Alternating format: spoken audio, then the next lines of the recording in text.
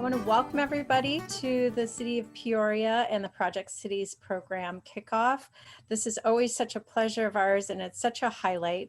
Naturally, this year is a little bit different in that we can't be together at the City of Peoria, kind of feeling that energy and that enthusiasm. But hopefully Katie and Jay and the council person kind of share all that exciting electricity with the city. So we just want to welcome you all to this particular special day. And so just a little bit of background on Sustainable Cities Network and Project Cities program.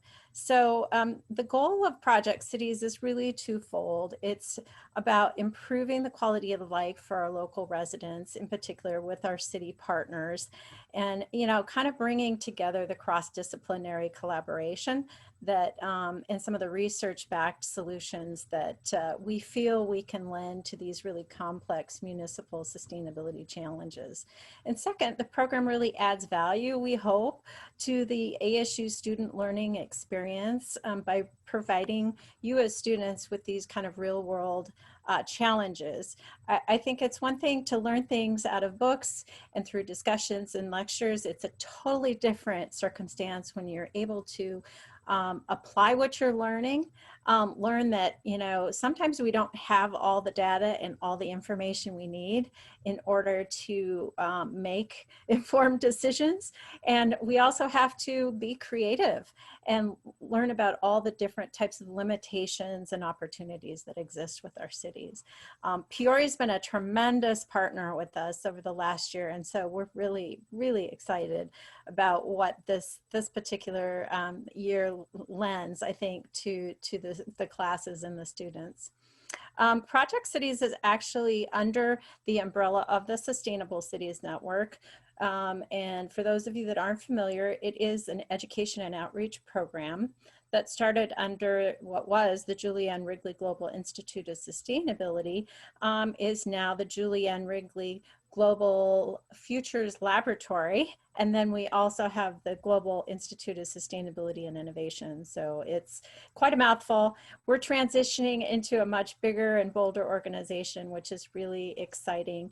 But my job with SCN, as we call it, is to really bring together the cities throughout the state under an umbrella of sustainability related topics. So we convene the cities so they can get together and share best practices, learn from each other, collaborate, hopefully come up with some great regional type solutions. Project Cities is one of those programs where the work that you as students are going to be doing actually isn't just applicable to Peoria. It is a benefit to all the communities actually out in the valley and across Arizona. So the cities all over the place have the ability to kind of listen in and hear what Peoria is doing and to really glean some of these great best practices and ideas so that they can hopefully apply them as well. So you're actually having a much bigger impact across the state than you realize. So with that, further ado, I know we have a lot to cover, and I'm very excited to hear from Katie and from Jay and from council person, Binsbacher. And of course, I think Jay has some of his Peoria questions. So I'm looking forward to the trivia. Hopefully I can score pretty well. So anyway, thank you. I'll hand it back over to Steve. Looking forward to working with you all this semester. Great, thank you, Anne. At this time, I'm going to play some opening remarks. Mayor Carla was unable to join us today, but she wanted very much to let you know how much she appreciates the partnership and the work that you're going to do. So she did provide us with some opening remarks. And so we'll get started right here. Hi, I'm Mayor Kathy Carlett. It is my pleasure to welcome you to Peoria and kick off the second year of our Project Cities partnership.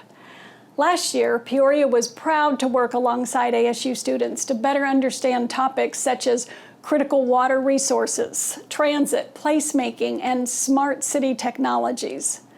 The feedback and innovation that we heard from students was impressive, and we look forward to integrating these ideas. As we jump into our second year, the range of topics is just as exciting, and I want to thank you in advance for your efforts.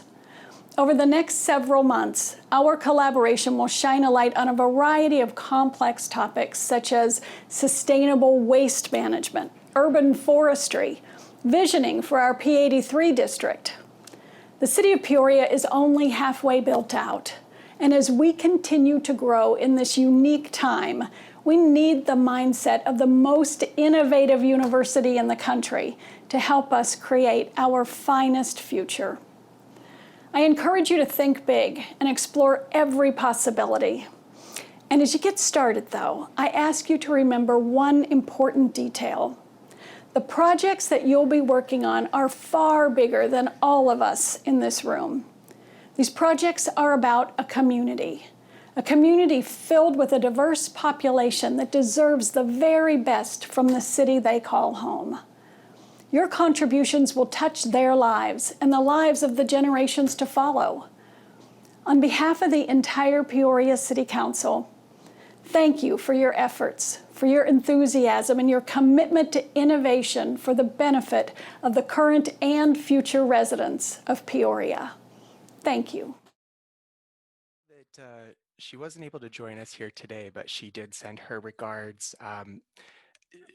Mayor Carlett is just a phenomenal human being, an incredible leadership here in the Valley, and stays very well connected with the community. And she's been a huge advocate of partnerships with the ASU and bringing folks like yourselves, students, into the fold, introducing you to the public sector, and giving you that opportunity to do some work that's going to have a real world tangible impact. The next item that we have on the agenda is a game of Peoria trivia. So, you know, make it fun and interesting. That's our way here, and I'll hand it over to Jay to introduce that. So how this works is I will read the question. You, depending on your screen view, you may see it on the board. On your phone or your device, you'll see 4 different multiple choice answers. There's a color and a shape that goes with each one, and I will read the response and the color and shape that corresponds to that response. So with that, we will go ahead and get started. In 3, 2, 1. All right, so the first question: what is Peoria's approximate population? The red triangle is 270,000. The blue diamond is 170,000. The gold circle is 103. The green square is 355,000.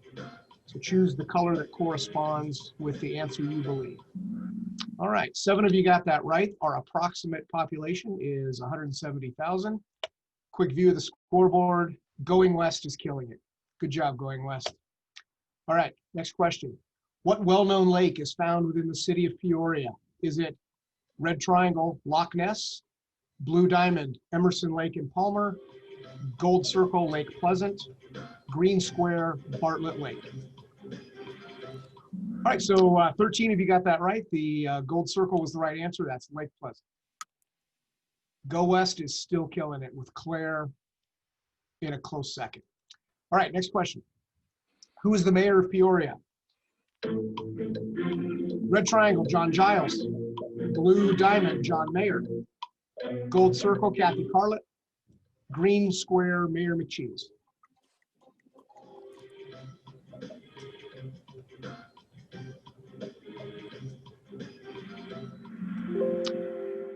All right, 11 of you, the vast majority got that right. Kathy Carlett is our mayor.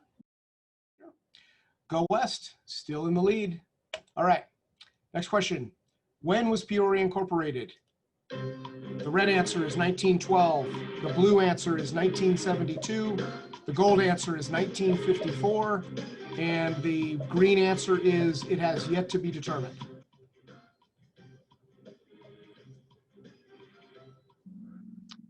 All right, about 50-50 there. The right answer is 1954. We were incorporated. Go West has been replaced by Tree Guy. I hope that's not you, Brandon. All right, next question. Where did Peoria's founders come from? Red, Apache Junction. Blue, the future. Gold, Peoria, Pennsylvania. Green, Peoria, Illinois.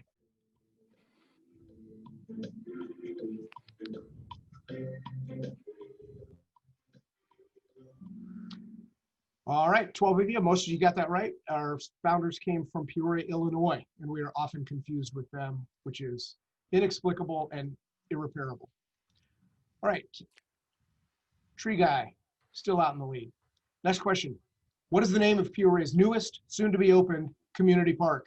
Is it the red answer, Paloma Park, the blue answer, Park and Ride, the gold answer, Stephen Russell Community Park, or the green answer, Central Park? I didn't know you were naming a park after me. Don't give it away, man. Oh, sorry.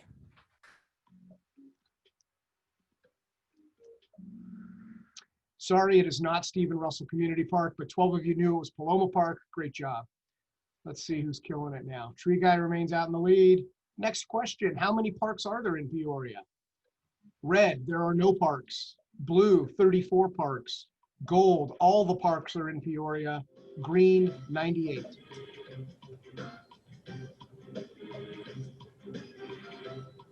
All right, 16 of you got that right. It is 34 parks. And Tree Guy remains in the lead. Next question. What two sports teams does Peoria host for spring training? The red answer is Dallas Cowboys, Seattle Seahawks. Blue is the Padres and the Mariners. Gold is the Yankees and the Red Sox. Green is the Toledo Mudheads and the Bay City Rollers.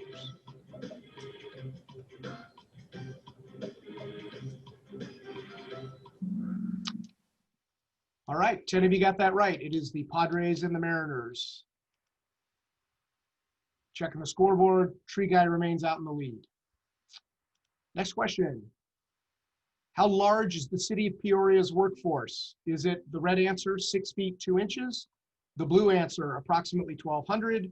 The gold answer, around 5,000. Or the green answer, there is no way to know.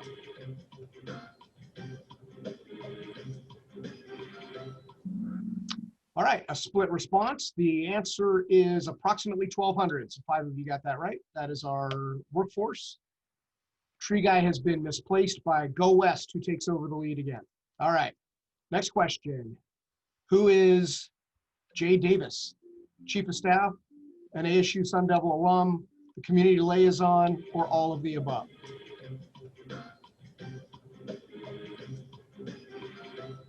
All right, 15 of you nailed it. He is all of the above. And now here's the fun one.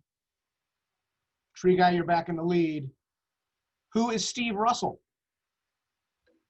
Is he the red answer, the program manager for Project Cities? The blue answer, an NAU lumberjack with a BS in chemistry?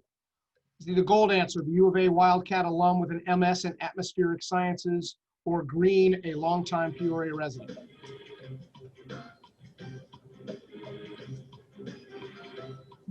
$13 of you got that right. Steve, I'll let you figure out who those other 4 are, and you can deal with that in your own time. And someone really needs to pay more attention to their emails. Tree Guy remains in the lead. Go West, you're back in second place. Great job. All right, just a couple more questions. What road marks Peoria's southern boundary? Our southern boundary. Is it southern? The red answer. Is it the blue answer, which is eastern? Is it the gold answer, which is western? Or the green answer, which is northern? What is our southern boundary? And if you got that right, our southern boundary is, of course, northern. Great job. Let's check the score. Tree Guy remains in the lead. Go West is in a close second. All right, just a couple more. This is a multi-select. In which county or counties is Peoria located? You may choose more than one if you wish. Red, Pima. Blue, Maricopa. Gold, Phoenix. Green, Yavapai.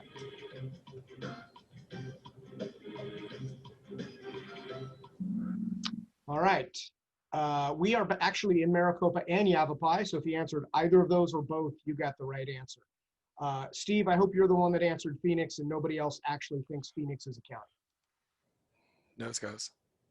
All right, Tree Guy remains in the lead. Go West is catching up. Last question, and it can't come too soon. This is also a multi-select. Which city does not border Peoria? The red answer is Glendale. The blue answer is Sun City. The gold answer is Youngtown. The green answer is Gotham. 12 of you got that right. Gotham City does not border Peoria in as far as I am aware. Let's check the final score. Mother Earth takes the bronze. Woo! Go West takes the silver. And the winner is? Winner is Tree Guy. Great job. Woo! All right, Steve, that concludes All right. this Kahoot. Well, that was pretty fun. Thanks for doing that, Jay. And yeah, I hope that we've walked away with that a little bit more informed. I hope everyone knows that I am a born and bred Sun Devil, whoever got that wrong. But thank you, Jay, so much for joining that, or for doing that for us. And up next, I would like to, we'll hear from additional leadership over at the city of Peoria. I will start by introducing Councilmember Binsbacher, who currently represents the Mesquite District. She's been on council since 2015 and serves to particularly forward efforts around education. And she was very excited to join us here today. Thank you, Councilmember Binsbacher, for joining us. Thank you. It's my pleasure. We also have Deputy City Manager Katie Gregory. Katie's been with the City of Peoria for 18 years. Prior to this position, she was the Director of Management and Budget and has been serving as a Deputy City Manager in 2018, or since 2018. I'm also happy to report that Katie Gregory is a fellow ASU MPA alum, so we keep it in the family here. And Katie, thank you so much for joining us as well. My pleasure. Thank you. Great. And a quick note to all of the students, I want to point you again to the Q&A panel at the bottom of the screen. Folks, let's think about your students and how these two folks representing the high-level leadership at Peoria, both elected and management level, can help to inform the direction and the inspiration behind your projects. But to get us started, I'd actually just like to ask the two of you to tell us a little bit about the community and maybe even a little bit about what you do with Peoria. Tell the students a little bit more about who you are. Why don't we start with Councilmember Binsbacher? Can you get us started? Sure. Again, thank you so much for having me. This is very exciting. I'm thrilled to be in our second year of this amazing partnership. And as you mentioned about Mayor Carlett, she is an amazing leader, not just of Peoria, but throughout the state. And Peoria has just made huge strides in really having a seat at the table on a regional level. And it's really exciting. I want to kind of shed some light on how we're structured as far as the structure of our leadership, our elected leadership. We are broken up into 6 districts within the city of Peoria. And my district is actually the Mesquite district, which is the far north area of our city. And our city is very long and linear. And you had some great trivia talking about the size of the city. But to the mayor's point, the city is basically half built.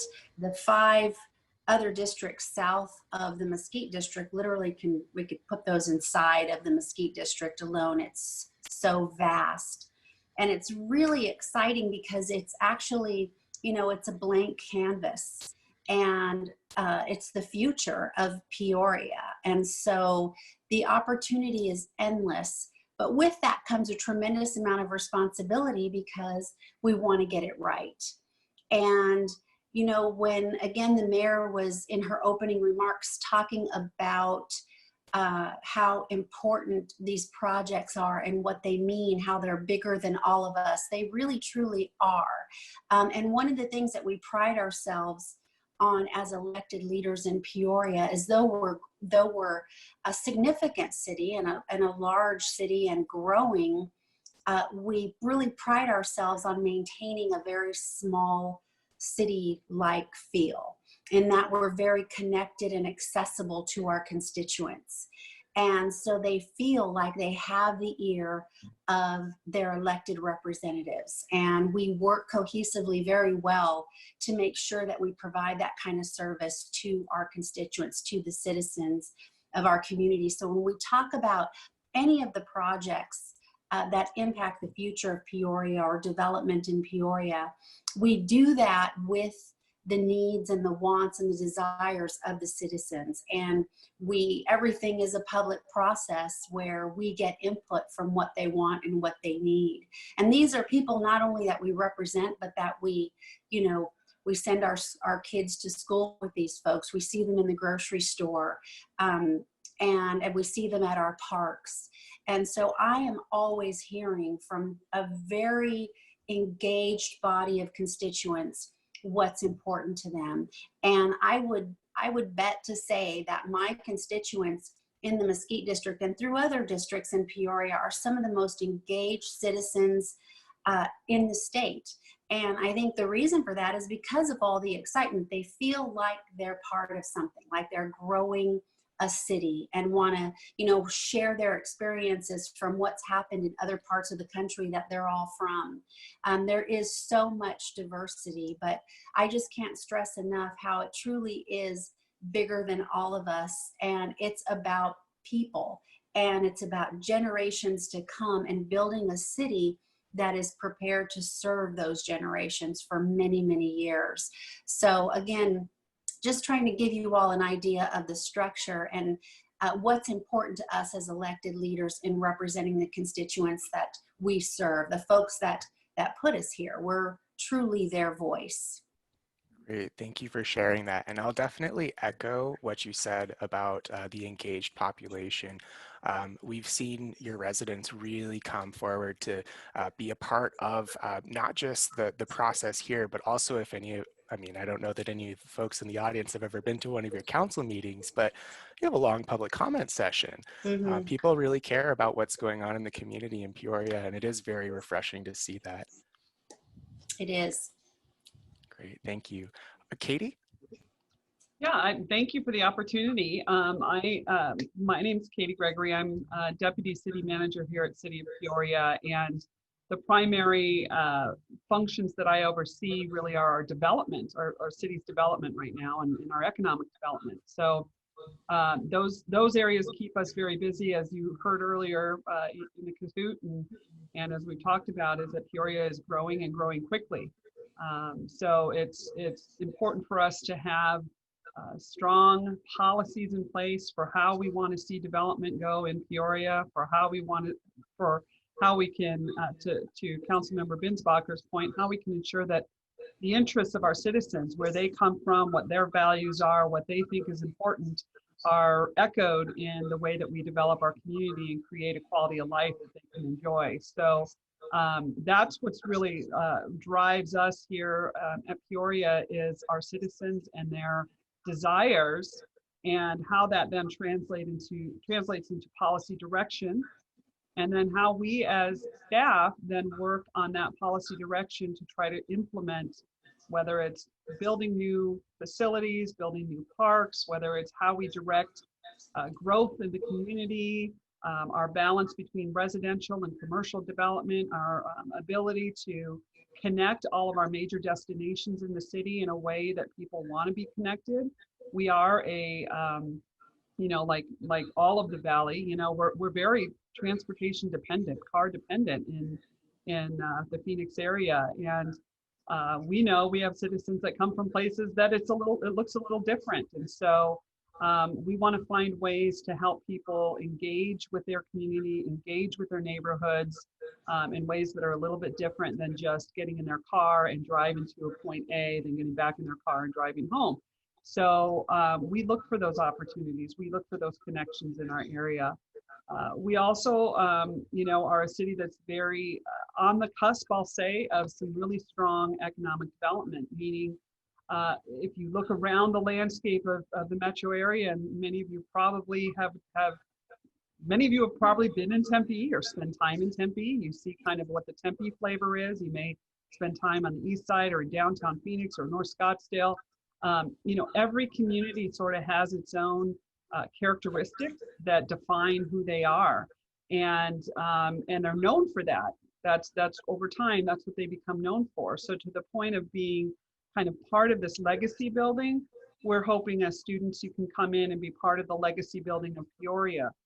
Your ideas, your innovations, the things that you bring to the table are going to be things that we can then take and try to implement in our community in such a way that 10, 20, 30 years from now, you can bring your children or grandchildren here and say, I was part of the planning piece of that. I was kind of on the front end of coming up with the ideas, coming up with the thought process that went into that. So, you know, I really hope that you get as much out of this as we will. I think it's a two-way street. We want to certainly hear from you, but we also want to give something back in a way that you can feel good about and, you know, speak to the next generations about. So we welcome you to Peoria. We're very excited. And we will work with you in whatever way you need. And I hope to hear great things as we go along. And please, if you have any questions anytime along the way for me or for Councilmember Binsbacher, please go ahead and put them in the Q&As and we're happy to answer them. Great, thank you. And it looks like our students are maybe just stretching a little bit before they get those typing fingers ready. But you actually prompted a couple of great follow-up questions that I had. And I'll actually start here. And this is a question, why don't we start with Katie, because you kind of started going there, and then we'll go to Councilmember Binsbacher. But you know, there's a lot of ways that you can attack these incredible challenges as municipal leaders. You know, obviously you're very aware that there's a lot going on. Cities do everything at scale, and you have a huge workforce. What's the impetus behind choosing to work with university students, particularly ASU, in addressing some of these unique challenges that you're facing? I really think that, you know, the students themselves come with a whole different reflection. They may be entering the workforce, they may be in the workforce, but maybe not in their future position in the workforce, or they maybe don't have the ability to always have their voices heard from a decision-making process when it comes to whatever their line of work is, and are maybe working their way into that. That's why they're students, right? That's why they're learning. And part of that learning is to identify and be a critical thinker too, about what is happening and what you see and how that maybe plays itself out in a community or plays itself out in different ways. And what I think we see is that by partnering with ASU, number one, we have an excellent source of research, an excellent source of innovation, and a whole different perspective that comes when, you know, folks like me who have been here for almost 20 years now, you know, have seen how things have been done. Sometimes we get into that routine and that status quo of we've done it this way for a long time and it seems to have worked, but what are we missing? Because there's a whole world out there that I think we can learn from these students. So as much as they may get some from us, we want to be able to open our eyes, open our minds, open our ideas to other things that are going to be more pertinent to a growing demographic of younger folks coming into their next phase of life and wanting to see things, because they're our future residents. So if we can build now, what I've learned is that if you don't have a good plan, things happen to you instead of in the way that you want them to. And so if you can start that planning process and sort of intervene that we're just letting things happen, you know, then we can have a little bit more of a say and our future can have a little bit more of a say in how it looks. So that's really what we're hoping to get out of this. Great, thank you. Councilmember Binsbacher? Thank you. So I agree with everything Katie just said. I would say, and I'm glad that she identified that some of us have been here a long time. I mean, I've been on the council since 2015, but in this part of the valley for 35 years. and spent a decade, officing in the P83 area. So whether we're talking about new development or redevelopment, or new development in existing areas, it's so important that we look at this through fresh lenses.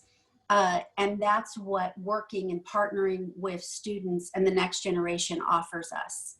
And it's so important as we make decisions, to a lot of the points that Katie made. This planning and due diligence is so important, but the perspective of the younger generation, when we talk about placemaking or connectivity and, what culture and lifestyle we want to create, fresh perspectives is so critical to getting it right. And in some of the public meetings, even in just some of the different residential options that have been brought forward as we grow our city, I've gone into public meetings thinking in my mind, this is what really makes sense to me, or this is what I'm understanding my constituents really want. And then a young couple comes up and says, we really want to see this different type of housing option for us, because this is one step towards another, and thank you for making this available. And it's just a whole different perspective that is really important for us to see. Innovation's the key. Future forward thinking is the key, and we know we'll get that from this generation. Thank you so much for saying that. We certainly hope so, right? Well, and Councilmember Binsbacher, actually, you're talking about working in the P83 district is an excellent segue to the next question. Keith Morphus, I've permitted you to talk, but your mic is muted. So when you're ready, go ahead and unmute. And can you ask the question that you put into the Q&A for Councilmember Binsbacher and then Katie Gregory? All right. My question is, with the P83 district, I'd like to hear either of your visions about the district going forward, and considering the council recently designated it as a central business district for the city, and how has that changed your view or your ideas about the district going forward? Would you like me to take that, Councilmember? I definitely want you to take this one from a technical perspective, Katie, but I will say this is very exciting to see something like this happening, because it helps position us to move forward in a different way than we have before. And that's what we're trying to do to ensure success in this area. So Katie, go ahead. Perfect. Yes, so we do have a very clear vision. If you can kind of see around my large Minnesota head, you can see that there is a plan there that is actually our vision, a vision. It's not the absolute vision, but it's a vision of what we'd like to see in our P83 district. And this is just the parking area in front of our stadium, our 17 acres that's in front of the stadium. And the importance of that, and the importance of the central business district, we've always claimed P83 as kind of our hub of employment and business. And, it's kind of where we see a lot of the activities that are surrounding all of the economics that are driving a lot of the city's revenues and things like that are happening in our P83 district. So the idea of designating it as a central business district was twofold. One was because it is clearly the area of the city right now that is our central business district. It is where we are putting all of our efforts towards generating new employment opportunities, Class A office, hotel development, mid-rise residential, trying to really create an environment there that is pedestrian, but also has an urban and horizontal and vertical mixed use kind of development that is going to be kind of a center point or a destination point for people when they come visit Peoria or when they live in Peoria. So restaurants, retail, all of those things that should go in there. And that's just 17 acres. And we have other property up in the area that we want to continue that with, but we want to do it smart, and we want to do it in a way that builds upon itself, and success begets success up there, because what you don't want is to have great buildings built with nobody living or nobody using them. And you know, office right now is a little bit touchy. We don't know what the new office, and look what we're doing right now, right? How much space do you need for this?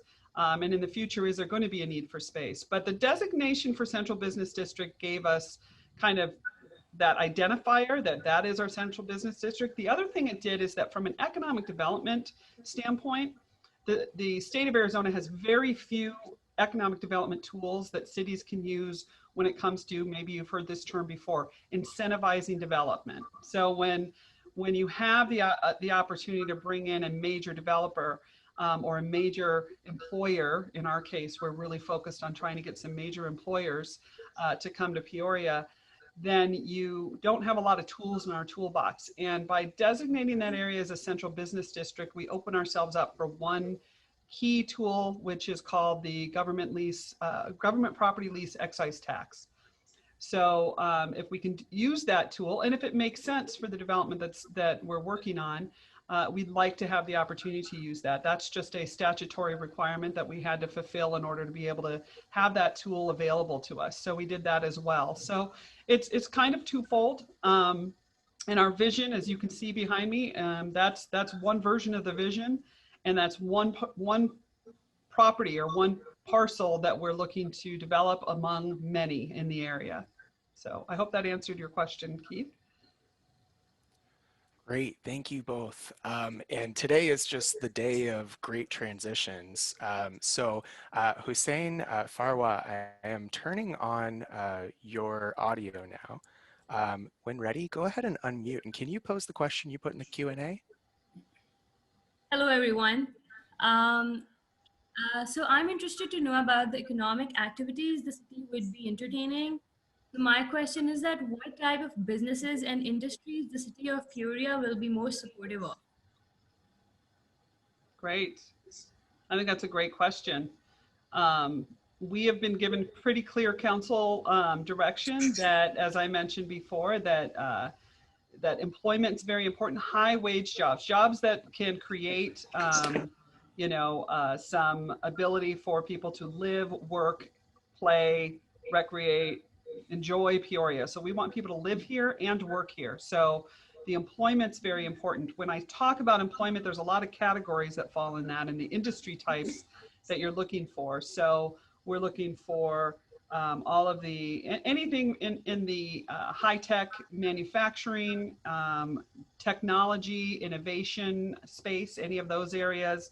We believe that we have a good workforce for that, because that's key. You can't really target industries unless you understand what kind of workforce you have that's going to drive those industries to want to be here, because their first question is, do you have people in the 30-minute commute, let's just say, that can meet our needs for the type of technical support we need, or the type of you know, education requirements we need, all of those types of things. So you have to start with what's your workforce allow for, and then you have to kind of to apply that to the different industry types that make sense. So the technology, innovation, and advanced manufacturing, as well as our business and finance. So we're very strong in Peoria in our business finance sector in terms of the workforce that we have here. A lot of our workforce out commutes to business finance type jobs, and business finance, real estate, the fire, you know, industries. So we really do believe that we have an opportunity there to bring in. And of course, just like everyone, we're always looking for those major headquarters. If they're looking to land in a new place, we're targeting areas like the Southern California market and the Northwest market, because those have areas where taxes, regulations, densities, all of those types of things are driving people out and into, quite frankly, into Arizona.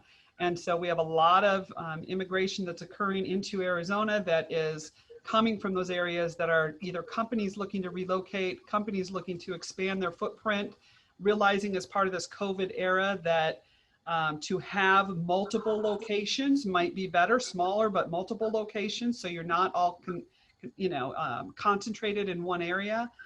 So there's a lot of that kind of discussion that's going on in terms of what types of industries we're targeting. And we target all the time. I mean, we cold call all the way from responding to the Greater Phoenix Economic, Council's. They send out, notices saying that a company X is looking for a location in the metropolitan Phoenix area. We'll respond to those. But, quite frankly, we'll go and look for those businesses that fit within our industry targets, and then we'll go talk to them, find a way to, it's 6 degrees of separation for everyone. We always try to find who knows who are they, who are their attorneys, who are their HR people, who are their, what are they looking for? And if we can show and provide, reports that show them that, hey, we have the workforce you're looking for, we have the space you're looking for, we have the available Class A office space or whatever that is, then we want to be able to go after them. I'd like to expand on that just a little bit to, again, all great points that Katie made. We have historically been a bedroom community, and here we are today with an incredible workforce. And I personally commuted in some cases more than an hour one way for, off and on for 25 years and come from the financial industry. And we have so many people, just like I was here, ready to fill those jobs.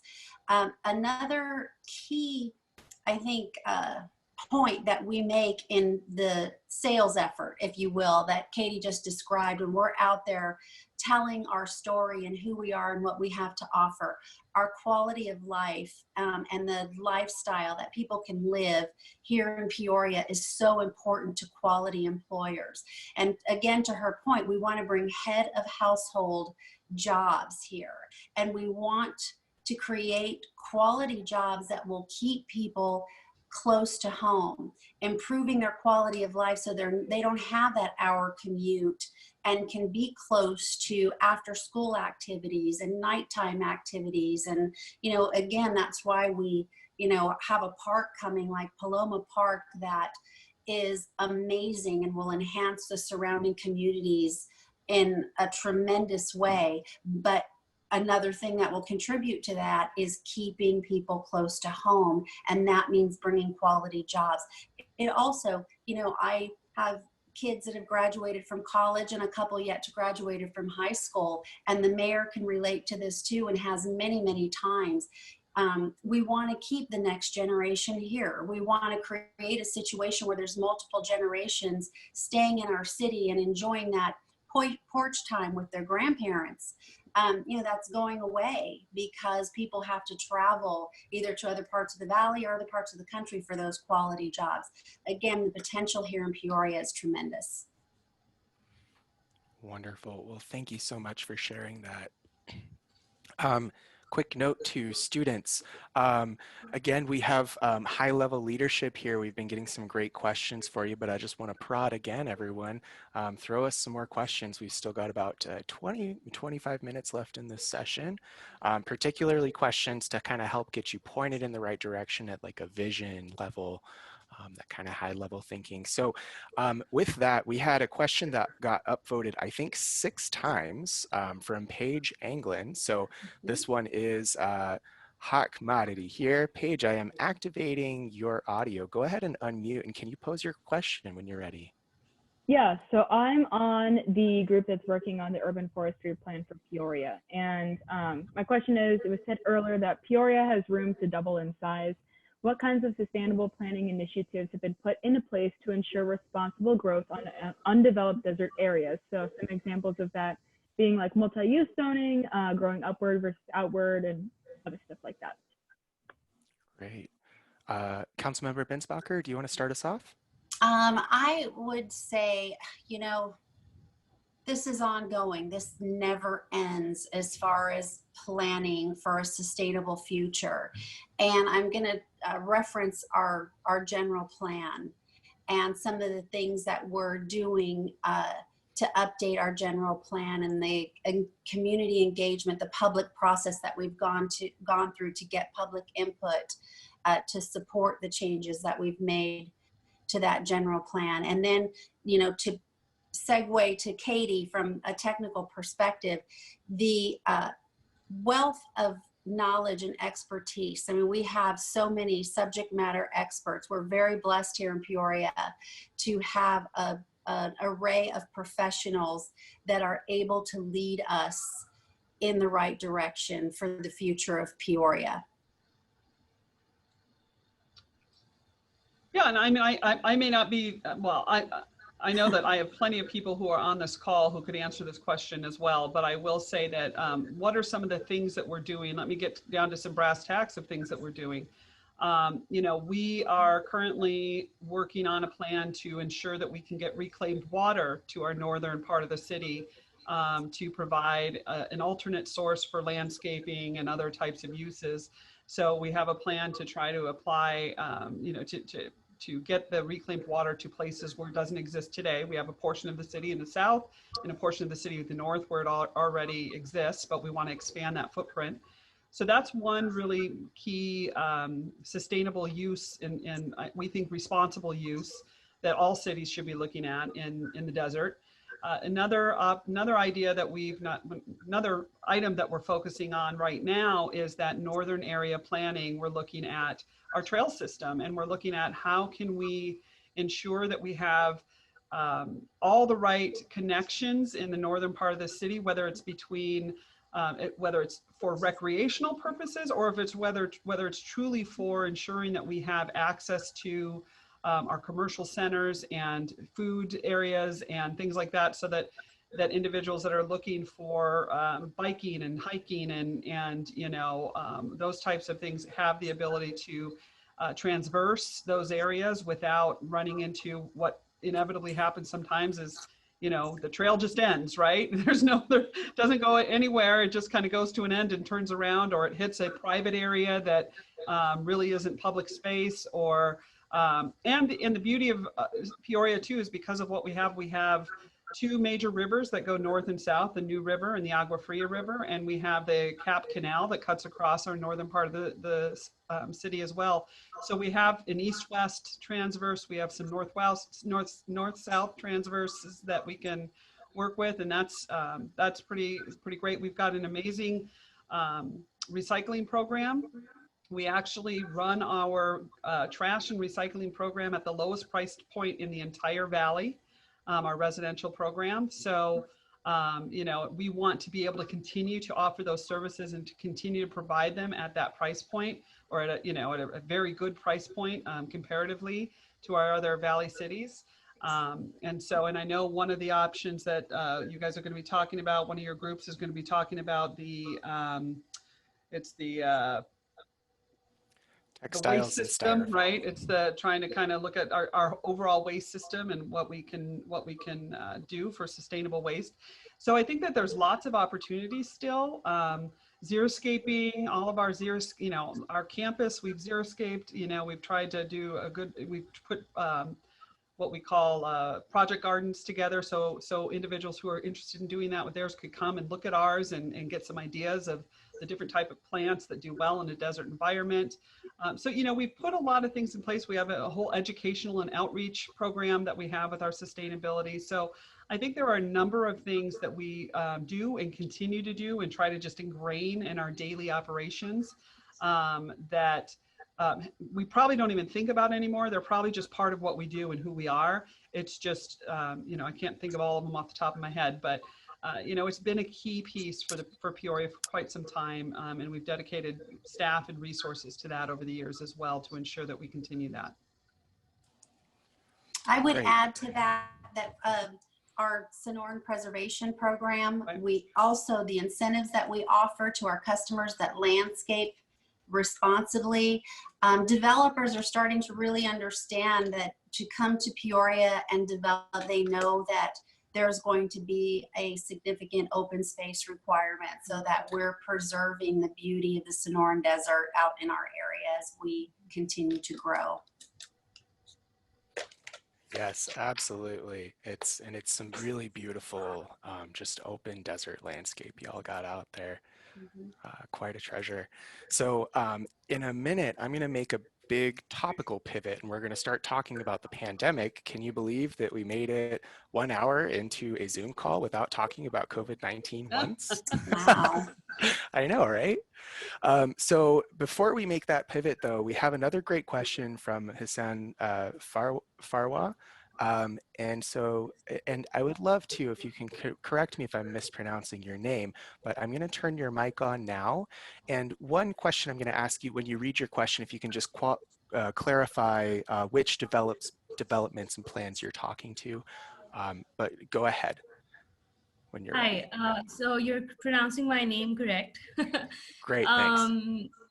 Well, I read up a bit about Peoria before joining the call, and I know that, I mean, I cannot specify a particular project, but generally, I mean, since there has been a lot of people living there already, so I was just wondering that whatever development that has been done so far in terms of residents or recreational activities, parks, like everything that goes in a city.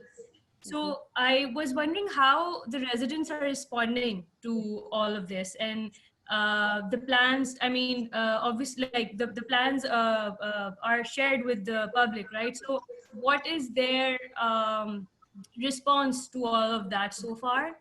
And what are the first few steps are you all planning to take that would attract more talent to reside in Peoria? Councilmember Binsbacher, we were just talking about those public comment periods. Do you want to take this one?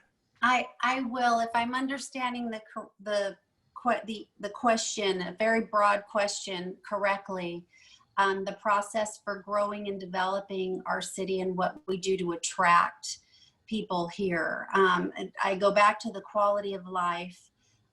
We have a very robust public process. And I think I speak for the mayor and the entire council when I say we really truly support that process. I personally have been through some, significant developments in the Mesquite district where we again have tremendous engagement from our citizens. I mean, I say it all the time, the biggest mistake I could ever make would be to underestimate my constituents and whether or not they're paying attention to what's happening in their community. An example would be, well, I mentioned the general plan and really engaging input there. I mean, is it always as much as we'd like? Sometimes yes, sometimes no. It really depends on timing and what's getting their attention. But we still go through the process every time. With our park, that's coming in phases. So Paloma Park is, 400 or 500 acres. 120 of that is developable park. And we went through a series of public meetings to engage the community to talk about what they want that park to add to their community, to add to their quality of life. And that's how we determined the key elements that would go into that park, truly bringing end users in to say this is what we want. And that's how we ended up, with a dog park, with all-inclusive playground equipment and multi-use lighted fields. The trail system is part of our identity. It's becoming part of our identity here in Peoria. And I personally, as well as staff, I have met with the mountain bike community, the hiking community, all different people from all walks of life coming together to say that this is important to us. And so as we plan for the future phases of that park, and there will be 2 more phases of that park, we will go back to the citizens to say, okay, today, now we've done this part, this first phase, what do you want to see in this second phase? There's a community of skateboarding families that want to see some sort of a skate park there. And again, we have these amenities in other parts of the city, but to be able to bring these amenities to the northern part of the city where people don't have to travel is just an added bonus. But we go through this public process every step of the way. And again, it's hard to know what's really going to strike an emotional chord, what's going to affect people and get them to really come out in mass numbers. When we did the general plan, that's such a complex future process that it doesn't necessarily jump out at them as something that's going to affect them today. We had to really work hard to get the word out and get people to those meetings and set up tables at public events to engage people to contribute. But if it's a development that's going in, or our park again, or a new trail, those are the types of things that really get people excited and coming out and wanting to speak up and weigh in on what this is going to look like and feel like. And always we're considering, how does this enhance existing development? How does this enhance property values? And overall, the economic development effort is so important to the future of Peoria. So everything we do impacts the story that we're telling to potential industries and, jobs, employers that are going to be coming to Peoria. That really helps our story in a huge way. Absolutely. Katie, anything to add?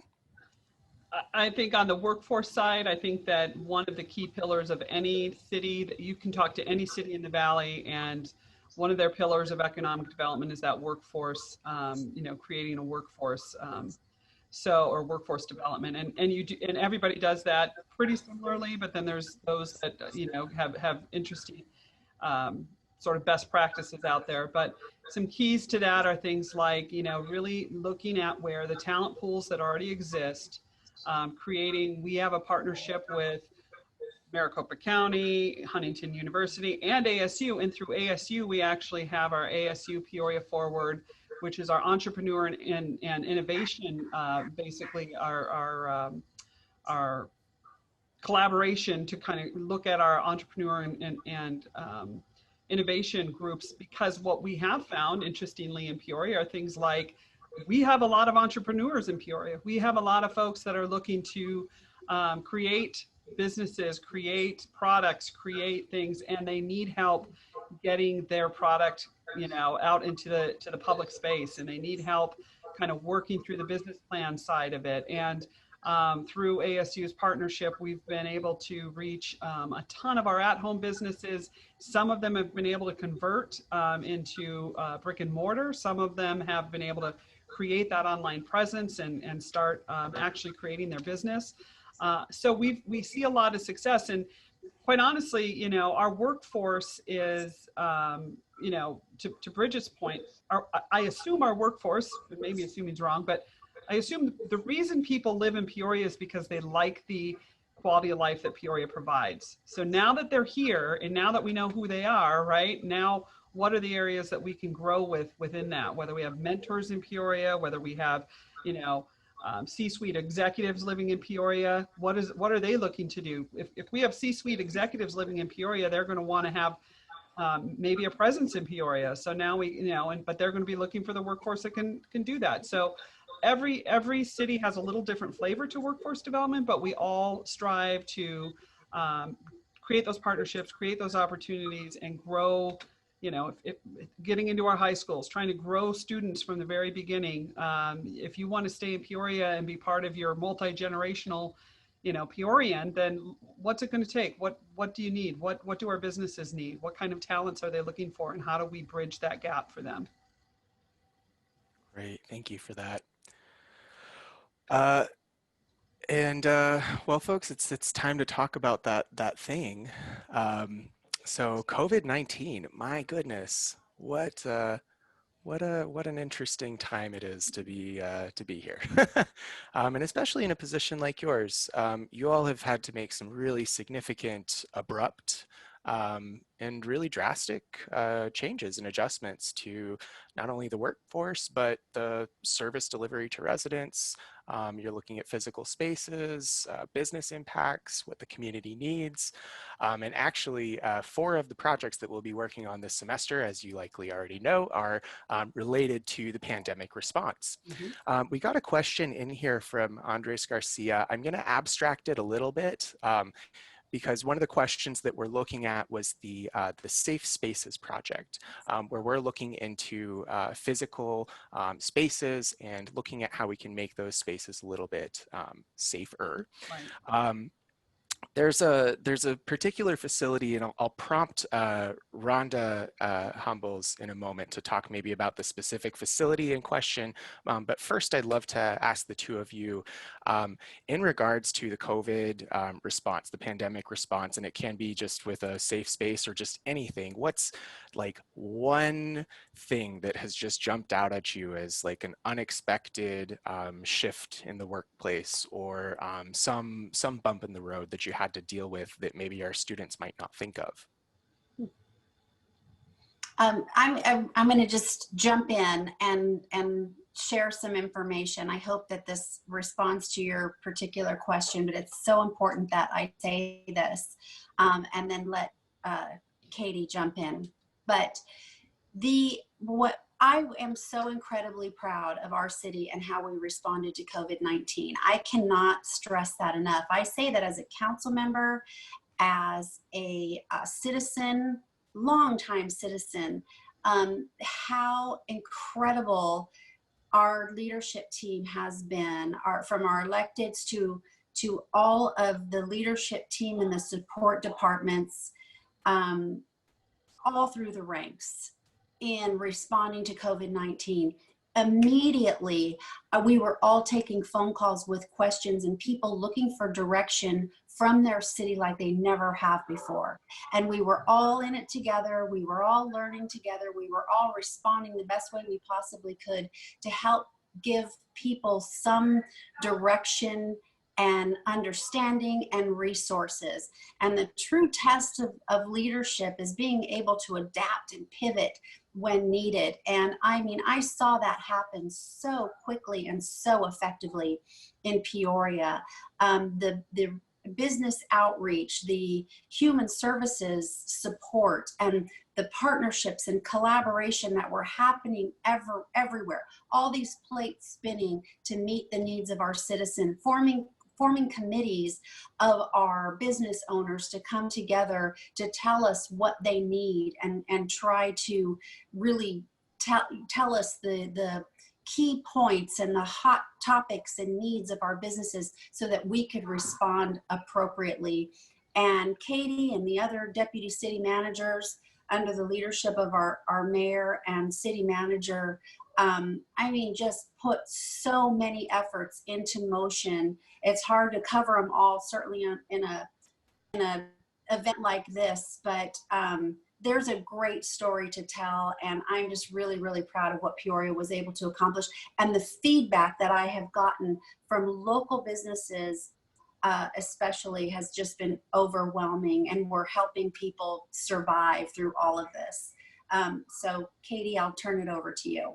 Well, that was very well said. I mean, there's not too many more areas. The other side of that coin is that as staff, we also had to look at creating better and safer places for our employees and our visitors and people who needed to interact with government. So that was another major area where we put a lot of focus on trying to ensure that we had we were open if we needed to be open, and we had all the precautions in place. If we didn't need to be open, we were shut down.